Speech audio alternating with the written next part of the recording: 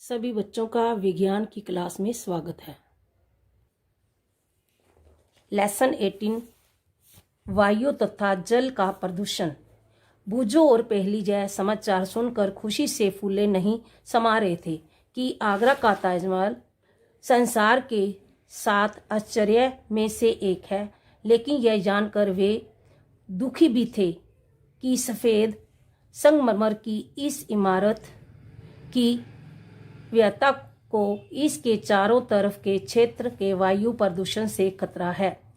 वे यह जानने को उत्सुक थे कि जल तथा वायु प्रदूषण से निपटाने के लिए क्या किया जा सकता है। हमारा पर्यावरण अब वैसा नहीं है जैसा यह पहले था। हमारे बड़े बूढ़े उस नीले आकाश तथा स्वच्छ जल एवं शुद्ध वायु के बारे में बातचीत करते हैं जो उनके समय में उपलब्ध थे। जनसंचार के साधन पर्यावरण की गुणवत्ता में लगातार हो रही गिरावट के विषय में नियमित रूप से जानकारी देते रहते हैं।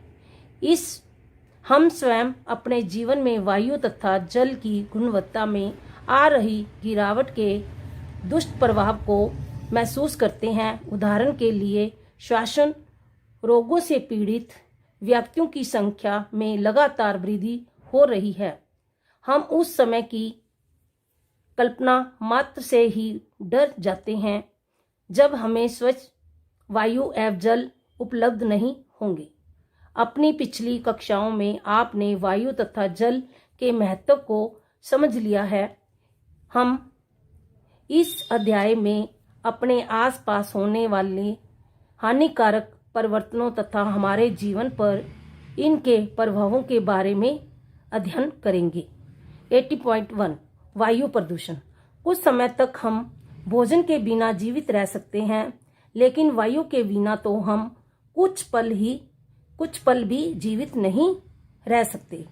यह साधारण सा तथ्य हमें बताता है कि स्वच्छ वायु हमारे लिए कितनी महत्वपूर्ण है। आप जानते हैं कि वायु विभिन्न गैसों का मिश्रण है। आयतन के अनुसार इस मिश्रण का लगभग 78% नाइट्रोजन एवं लगभग 21% ऑक्सीजन है। कार्बन डाइऑक्साइड, आर्गन, मीथेन तथा जल वाष्प भी वायु में अल्प मात्रा में विद्यमान है। उपयुक्त क्रियाकलाप में आपका एक प्रश्न यह भी हो सकता है कि वायुमंडल में धुएं की मात्रा में भिन्नता है। क्या आप बता सकते हैं कि यह धुआं कहां से आया होगा? इस तरह के पदार्थों के मिल जाने से वायुमंडल में बदलाव आ जाता है। जब वायु ऐसे अवांछित पदार्थों के द्वारा संदूषित हो जाती है तो सजीव तथा निर्जीव दोनों के लिए नुकसानदायक है, जो इसे वायु प्रदूषण कहते हैं। वायु प्रदूषण किसे कहते हैं? जब वायु ऐसे अवांछित पदार्थों के द्वारा संदूषित हो जाती है तो सजीव तथा निर्जीव दोनों के लिए नुकसानदायक है, तो इसे वायु प्रदूषण कहते हैं। ये आंसर बन सकता है। 80.2 वायु कैसे प्रदूषित होती है? जो पदार्थ वायु को संदूषित करते हैं उन्हें वायु प्रदूषक कहते हैं। ये भी आपका क्वेश्चन बन सकता है। वायु प्रदूषण किसे कहते हैं? जो पदार्थ वायु को संदूषित करते हैं उन्हें वायु प्रदूषक कहते हैं। आंसर। कभी कभी ये प्रदूषक प्राकृतिक स्रोतों जैसे ज्वालामुखी का फटना, वनों में लगने वाली आग से उठा धुआं या धूल द्वारा आ सकते हैं। मानवीय क्रियाकलापों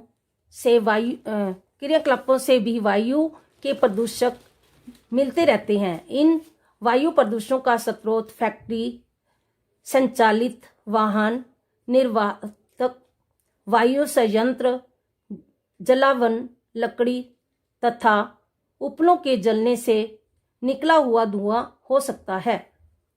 बहुत सी श्वसन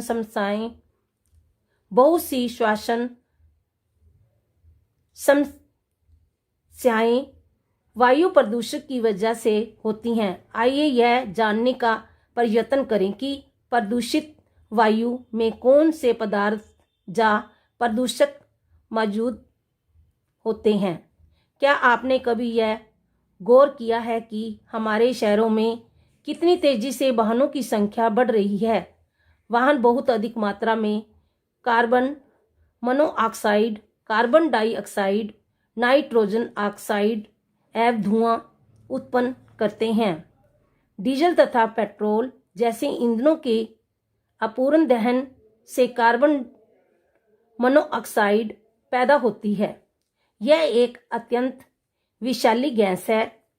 यह रुधिर में ऑक्सीजन वाहक क्षमता को कम कर देती है। बूझों को मुख्यतः सर्दियों में वायुमंडल में दिखाई देने वाली कोहरे जैसी मोटी परत याद है। यह धूम कोहरा होता है जो कि धुएं एवं कोहरे से बनता है। धुएं में नाइट्रोजन के ऑक्साइड मौजूद हो सकते हैं जो अन्य वायु प्रदूषकों तथा कोहरे के संयोग से धूम कोहरा बनाते हैं। इसमें सांस लेने में कठिनाई वाले रोग जैसे खांसी, दमा तथा बच्चों में सांस के साथ हड़हड़ाहट उत्पन्न हो जाते हैं। बहुत से उद्योग भी वायु प्रदूषण के लिए जिम्मेदार हैं। पेट्रोलियम परिष्करशालाएं सल्फर डाइऑक्साइड तथा नाइट्रोजन डाइऑक्साइड जैसे गैसीय प्रदूषकों की मुख्य स्रोत हैं। विद्युत संयंत्रों में कोयला जैसे ईंधन के जलने से सल्फर डाइऑक्साइड पैदा होती है। यह फेफड़ों को स्थायी रूप से क्षतिग्रस्त करने के साथ साथ श्वसन समस्याओं को भी जन्म दे सकती है। आपने अध्याय 5 में जीवाश्मी ईंधन के जलाने के बारे में पढ़ा है। अन्य प्रकार के प्रदूषक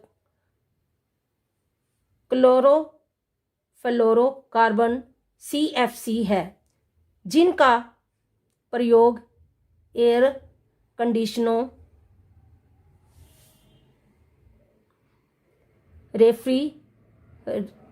रेफ्रिजरेटरों तथा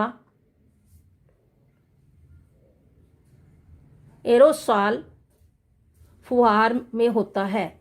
CFCs के द्वारा वायुमंडल की ओजोन परत को हानि पहुंचाती है। स्मरण कीजिए, ओजोन परत सूर्य से आने वाली हानिकर पराबैंगनी किरणों से हमारी सुरक्षा करती है। क्या आपने ओजोन छिद्र के बारे में सुना है? इसके विषय में जानने का प्रयत्न कीजिए। अच्छा है कि CFCs की जगह पर अब कम हानिकारक रसायनों का उपयोग होने लगा है। इन गैसों के अलावा पेट्रोल तथा डीजल के दहन से चलने वाले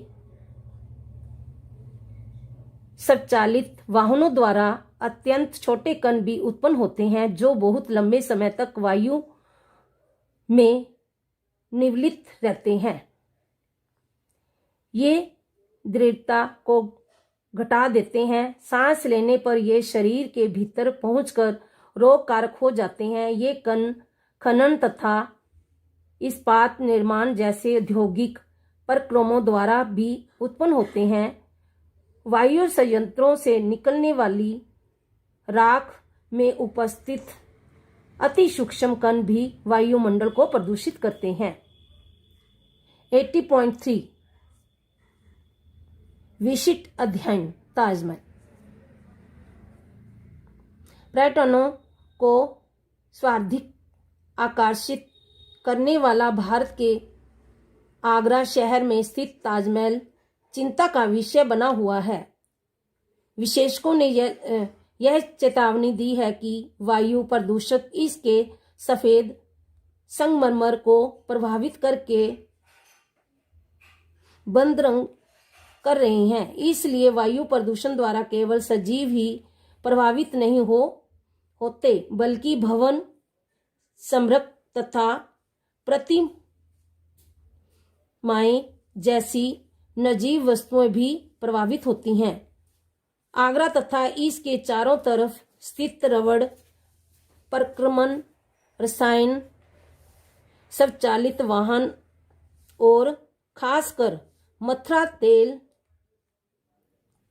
परिष्करणी जैसे उद्योग सल्फर डाइऑक्साइड तथा नाइट्रोजन डाइऑक्साइड। चित्र 80.4 ताजमहल जैसे प्रदूषणों को उत्पन्न करने के लिए जिम्मेदार रहे हैं। ये गैस वायुमंडल में विद्यमान जल वाष्प जैसे अभिक्रिया करके सल्फ्यूरिक अम्ल एवं नाइट्रिक अम्ल बनाती है। यह क्या बनाती है? जल वाष्प से अभिक्रिया करके सल्फ्यूरिक अम्ल एवं नाइट्रिक अम्ल बनाती है। ये वर्षा को अम्लीय बनाकर वर्षा के साथ पृथ्वी पर गिरते हैं। इसे ही अम्ल वर्षा कहते हैं।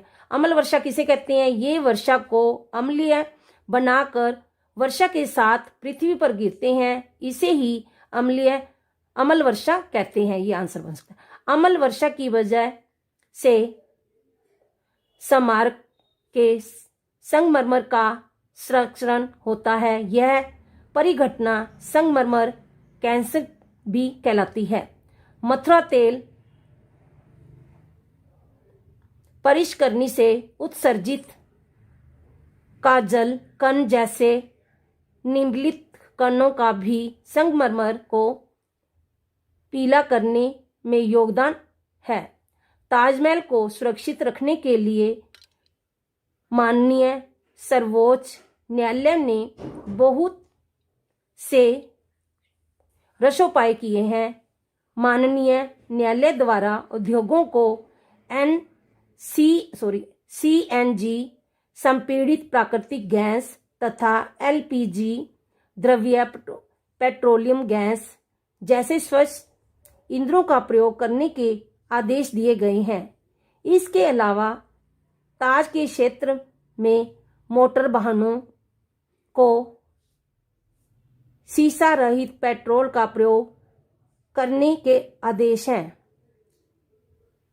अपने बड़े बूढ़ों से चर्चा करके देखिए कि वे अब से 20 या 30 वर्ष पूर्व के ताज की अवस्था के विषय में क्या कहते हैं।